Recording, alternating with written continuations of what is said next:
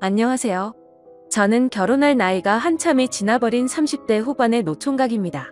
웬만하면 인터넷이 이런 글을 적는 성격이 아닌데 제게 있었던 일이 너무 황당한 것 같기도 하고 혹시나 제가 잘못 생각하고 있는 건 아닌가 싶기도 하더라고요. 그래서 다양한 분들이 보시는 이곳에 사연을 남기게 되면 조금은 더 객관적인 이야기를 들어볼 수 있을 것 같아서 사연을 적어봅니다. 일단 간략히 말씀드리자면 얼마 전 제 인생에 모든 걸 바치고 싶었던 여자친구가 있었습니다.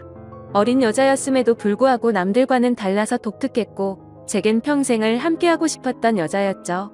그래서 당장이라도 결혼을 하고 싶어서 무리하게 진행을 하다가 그 과정에서 생각하지도 못했던 일이 결국에 터져버리고 말았던 거죠. 아무튼 제 사연을 끝까지 읽어보시고 현명한 댓글 좀 부탁드리겠습니다. 저는 사실 그동안 연애를 할 수 없을 정도로 제가 부족했다고는 생각하지 않고 살았습니다. 주변에 있는 사람들도 저만큼의 외모나 능력이면 진작 결혼했어야 할 것 같은데 혹시 여자를 만나지 않는 다른 이유 같은 거 있는 거 아니냐며 물어볼 정도였었죠. 하지만 제가 살면서 연애를 딱 2번 해봤었는데 사실 그 연애도 남들이 보면 혀를 차면서 웃을 정도로 짧은 만남이었으니 사실은 모태솔로나 다름이 없었습니다. 그렇다고 제가 여자를 싫어한다고 피하는 건 결코 아니었습니다. 다만 제가 어릴 때부터 집안이 너무 찢어지게 가난하게 살았던지라 사업을 해서 꼭 성공하리라 마음이 어릴 때부터 지금까지 너무 크게 자리하고 있었던 거죠. 결국에는 하는 일들이 나름대로 잘 풀린 덕분에 주변 또래에 비하면 여유가 좀 있는 편입니다. 재산에 대해서 대충 말씀드리자면 지금은 제 명의로 된 40평대 아파트도 대출 없이 보유하고 있고 독일에서 나름 잘 나가는 외제차와 예금이나 증권 등 유동자산은 10억 정도 되는 것 같네요. 이 돈을 벌어오면서 우여곡절도 정말 많았고 힘든 시기도 많았었던 것 같습니다. 사업을 이루고자 하는 목표 하나만으로 20살이 되자마자 자원해서 군대를 갔다 왔고 군대에서도 목돈 마련에 조금이라도 보탬이 되고 싶다는 생각에 그 작은 월급조차도 푼돈이지만 악착같이 모았던 저였죠. 22살에는 전역을 하게 되었고 하루도 쉬지 않고 곧장 일자리를 알아봤습니다. 제 첫 목표는 작은 가게라도 시작하려는 마음이 컸었기에 하루 종일 알바를 3탕씩 뛰었던 것 같네요. 그러다가 제가 하는 가게 중에 제일 바빴던 가게는 다름 아닌 치킨집이었습니다.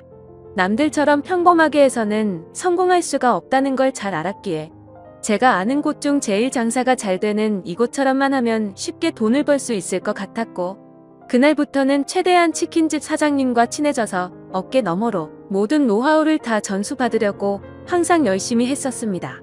그러다 어느 날 은근슬쩍 사장님에게 물어봤습니다.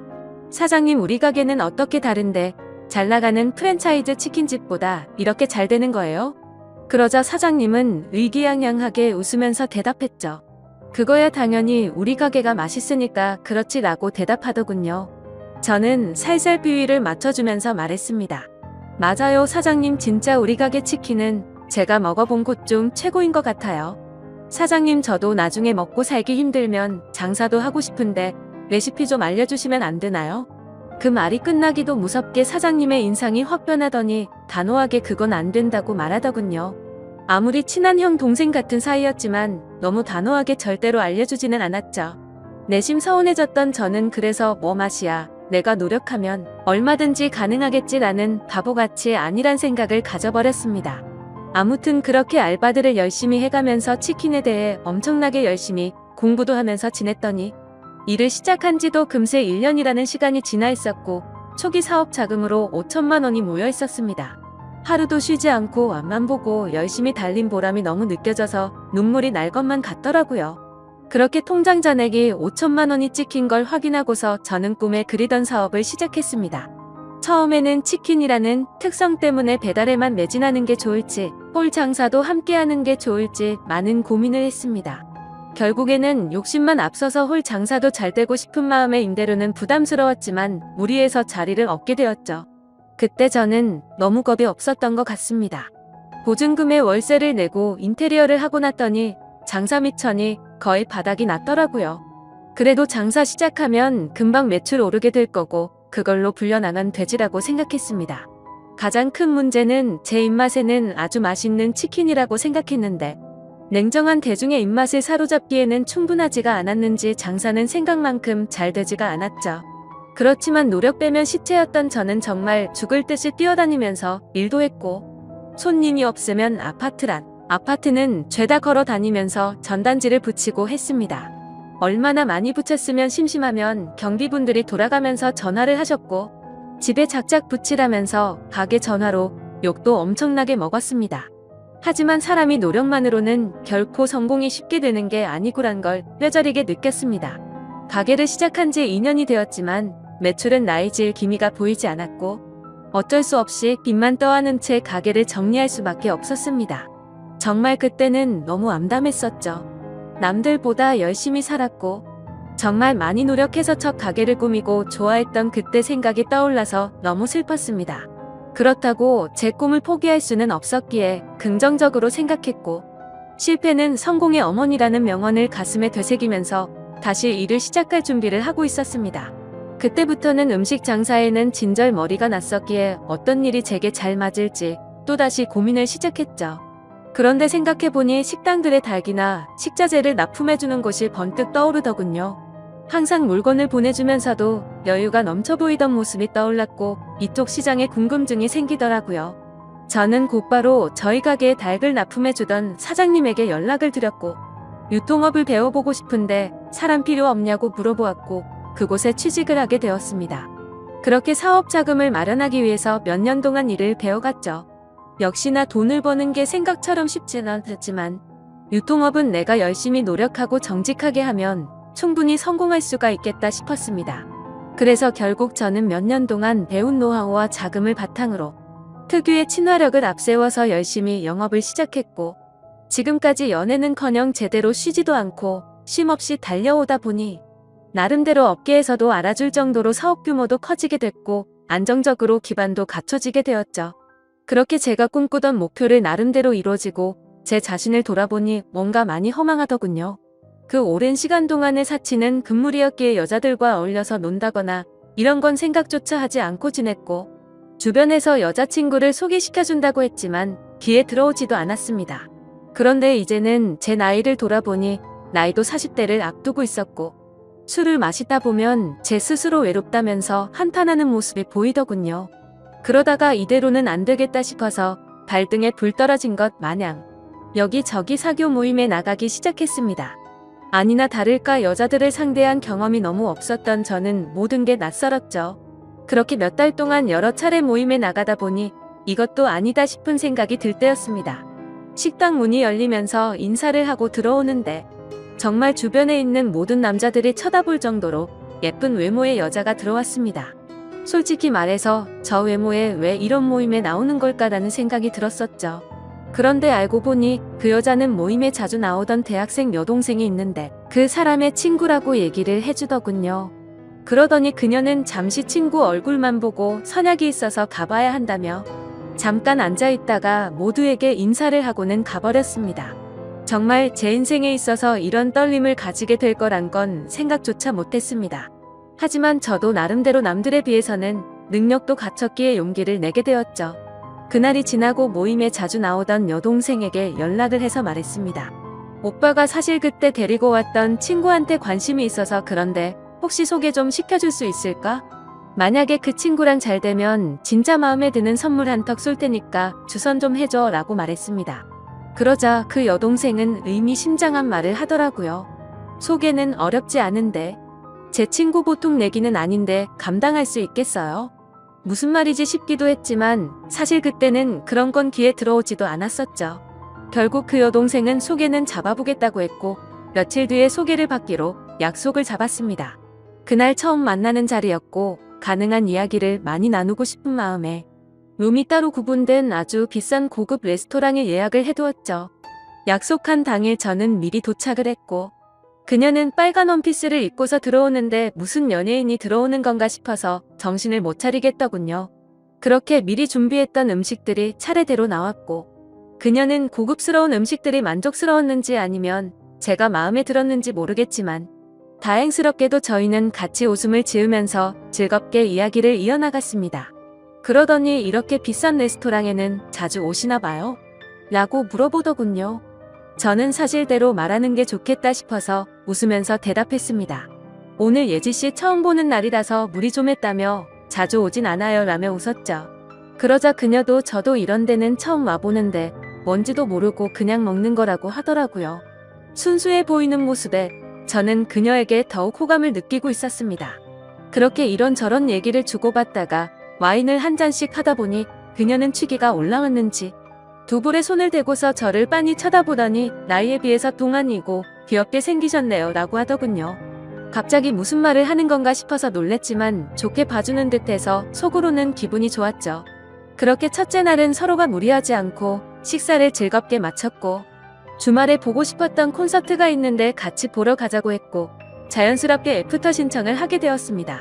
사실 그때까지만 해도 너무 예의도 바르고 순수해 보였던 그녀였기에 소개를 시켜줬었던 그 여동생이 괜히 심술나서 장난을 친 건가 보다 했습니다. 그날 대리기사를 불러서 뒷자리에서 그녀를 데려다 주는데 술 기운에 약간 취했던 건지 살짝 제게 기대던 그녀가 너무 예뻐 보이고 두근거렸죠. 하지만 섣부르게 다가서다가는 모든 게 무너질까봐 더욱 조심했습니다.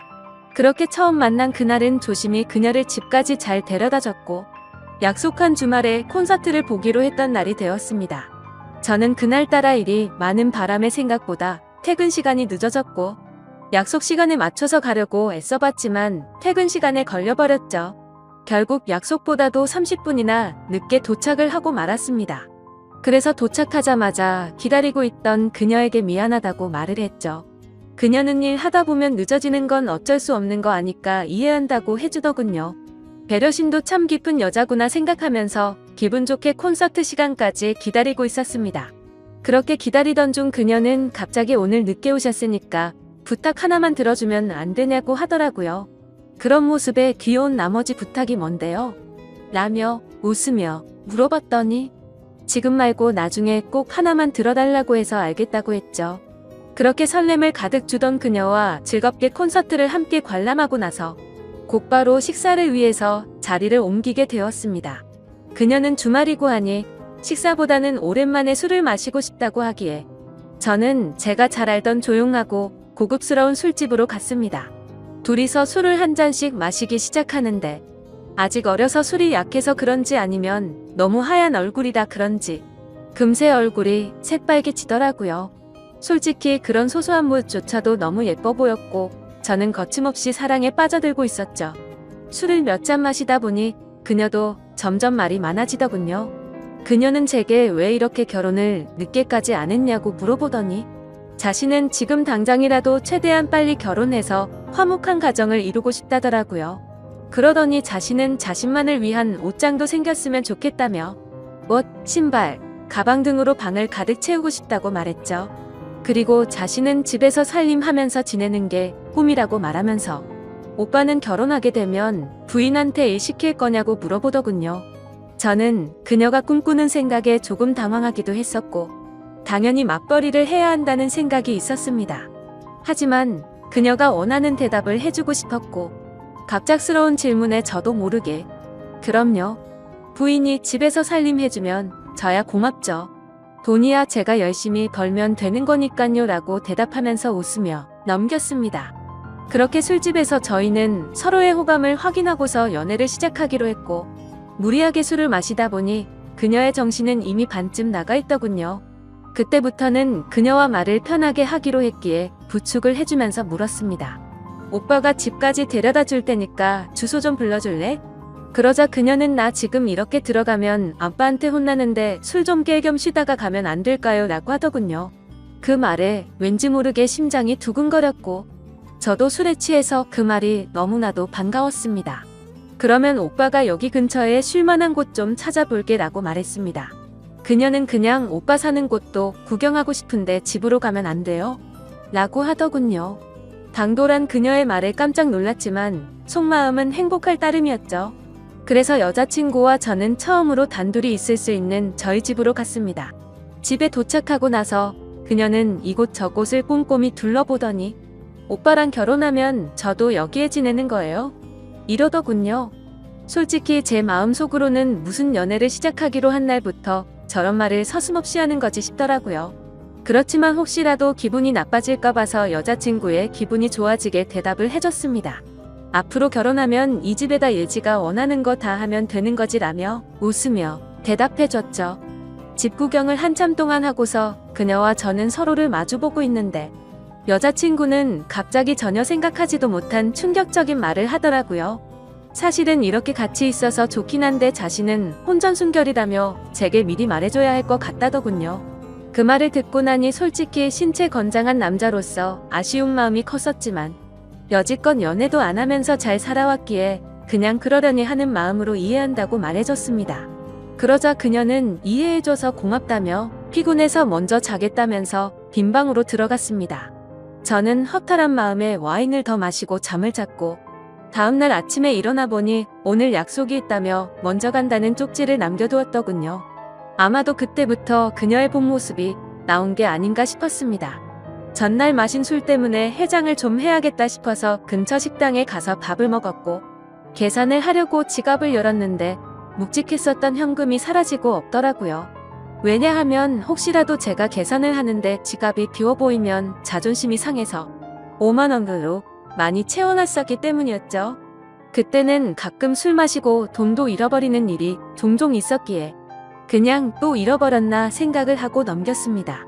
하지만 지금 돌이켜보면 아마도 그 돈도 제 여자친구가 몰래 훔쳐갔던 게 아닌가 싶네요. 아무튼 그날 이후로 저희는 남들처럼 좋은 곳에서 데이트도 하고 다니며 사랑을 키워나갔죠.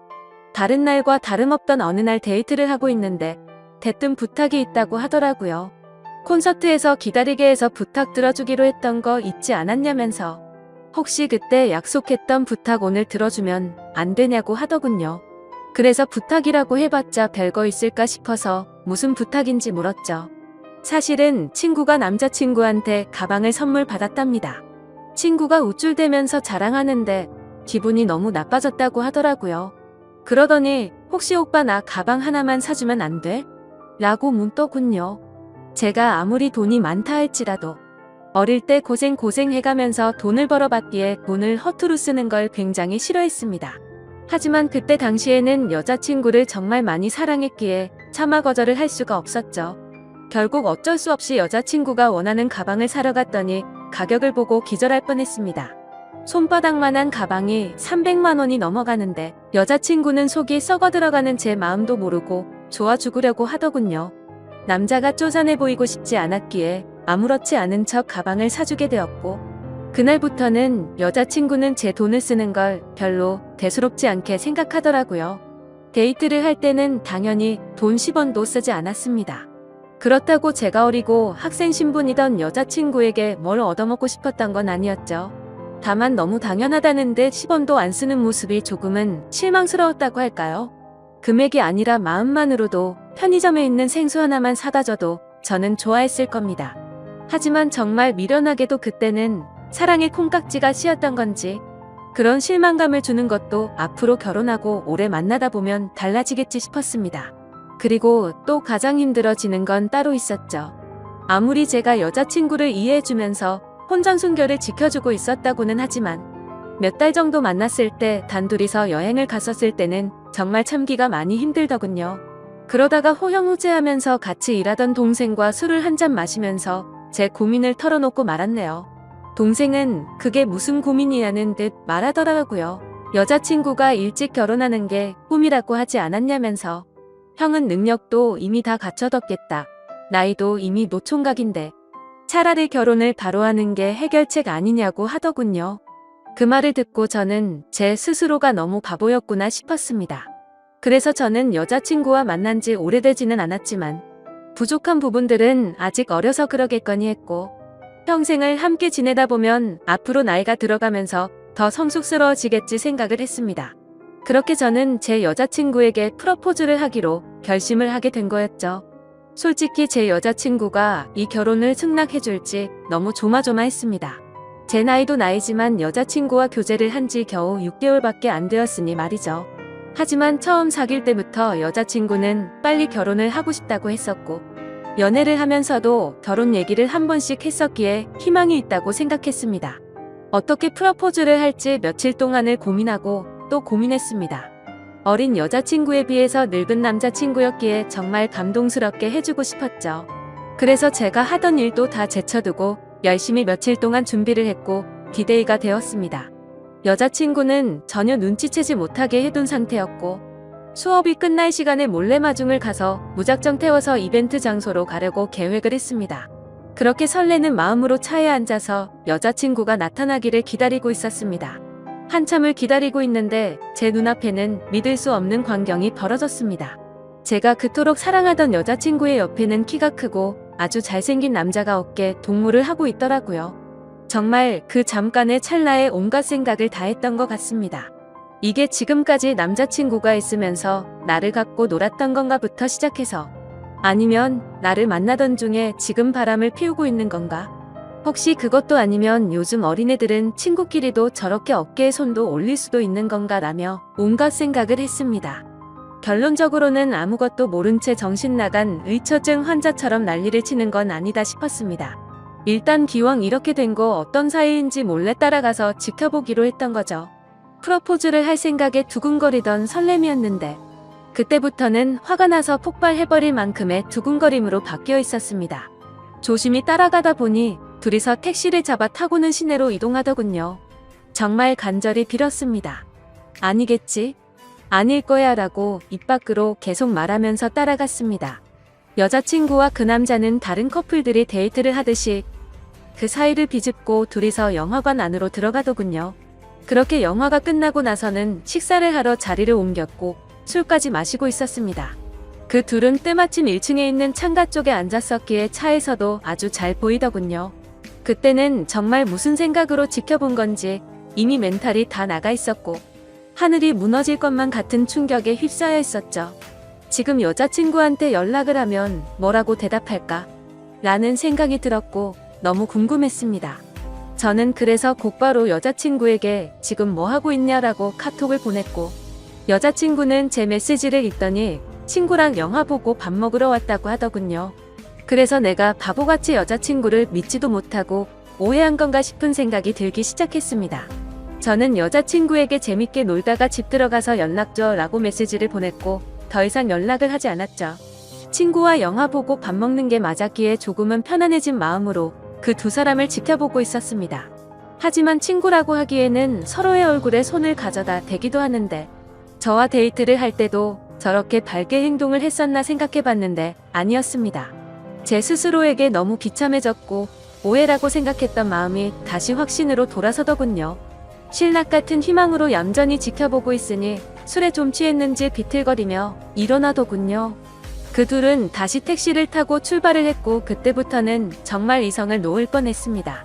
왜냐하면 두 사람은 제가 알던 여자친구의 집 방향이 아니라 다른 방향으로 향하고 있었거든요. 그렇게 도착한 곳은 원룸촌이었고 두 사람은 함께 그 집으로 들어갔습니다. 너무 어이가 없었고 문을 부시고 들어가야 하나 고민을 하고 있었습니다. 그때 여자친구에게서 카톡이 오더라고요. 오빠 나 이제 집에 도착했는데 피곤해서 바로 자려고 라고 왔더군요. 머리끝까지 화가 나서 그 메시지를 보자마자 곧바로 전화를 걸었습니다. 하지만 전화를 받지 않았죠. 그냥 그렇게 전화를 걸고 있는 제 자신이 너무 비참해서 저도 모르게 눈물이 흘렀습니다. 전화를 몇 번 해도 다 무시하고 받지 않길래 한참 동안 멍하니 앉아있다가 카톡을 보냈죠. 딴 남자랑 있느라 전화도 못 받나 보네? 라고 보냈습니다. 그 메시지를 보내고 나서 20분 정도가 지나자 여자친구가 나오더군요. 제 차를 못 보고 지나쳐서 큰 도로변으로 걸어가더니 그제서야 제게 전화가 왔습니다. 전화를 받았더니 여자친구는 화가 났다는 듯이 말했습니다. 오빠 지금 나 미행하고 다니는 거야? 라고 하더라고요. 지금 화가 날 사람이 누군데 그딴 식으로 말하냐고 했더니 지금 무슨 말도 안 되는 걸 착각하는 것 같은데 학교 친구네 잠시 들려서 과제 좀 한 거라며 어디냐고 묻더군요. 그 말도 안 되는 핑계를 듣고 있으니 너무 열이 받았습니다. 너는 집에 갔다고 거짓말 하더니 술 마셔서 취한 채로 과제하러 갔다고? 헛소리 하지 말고 앞으로 연락하지 마라 라고 말하고는 전화를 끊었습니다. 그렇게 하고는 계속해서 연락이 오는데 다 무시를 해버렸고 여자친구를 지나쳐서 집으로 들어갔죠. 그날 이후로도 며칠 동안 쉴 새 없이 전화가 오더라고요. 계속해서 전화를 무시하니까 메시지를 장문으로 보내는데 그날 내가 거짓말한 건 미안하다. 하지만 진짜 걔는 내 친구였고 아무 일도 없었다. 혹시라도 오빠가 오해할까봐 거짓말을 좀 하긴 했지만 제발 자신을 믿어달라고 하면서 솔직히 그 남자애가 나한테 관심이 있어서 달라붙는 건 맞는데 나는 전혀 관심이 없다라고 하더군요. 그래서 저도 마지막이다 생각하고 메시지를 보냈죠. 사실 그날 너를 따라간 거는 너와 결혼을 하고 싶어서 프러포즈를 하려고 갔던 거였다. 그런데 다른 남자와 있는 걸 보고 혹시나 하는 마음에 따라갔는데 그 혹시나가 혹시나였다. 네가 원하는 거 평생 하고 살게 해주려고 했는데 이렇게 된 건 내 잘못이 아니다. 그리고 누가 봐도 그 남자만 좋아서 그런 게 아니라 너도 남자친구 대하듯 하는 걸 다 봤으니 앞으로 2번 다시는 나한테 연락하지 말고 잘 살아라. 라고 했습니다. 그렇게 마지막 메시지를 보내고 나서도 벌써 일주일이 지났습니다. 정말 마음이 너무 아프고 가슴이 찢어질 것 같네요. 여자친구에게서는 아직까지도 매일같이 연락이 오고 있습니다. 지금도 자신은 결백하다면서 제가 고백을 했으면 저와 결혼하려고 했다고 합니다.